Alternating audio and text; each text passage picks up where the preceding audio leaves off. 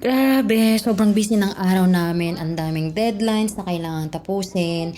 Tapos si daddy, medyo may sakit pa siya today. Nakala ko wala na talaga kaming time for the family. Pero ayun, nakasingit pa rin kami ng a little bit of our time. Dinala namin si Mishi. Pero kasama ko na lang si mama ko kasi nga may sakit si daddy. Pumunta kami sa tennis court at naglaro lang kami doon ng bola ni Mishi at nagsitakbuhan, ganyan. Tapos noon, dumiretso kami sa community pool para lang makapag-relax kahit saglit lang.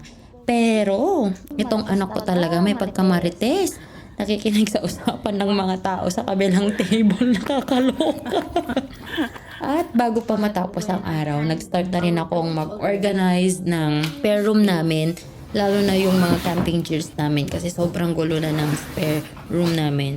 So from deadlines to family time, lahat na isingit.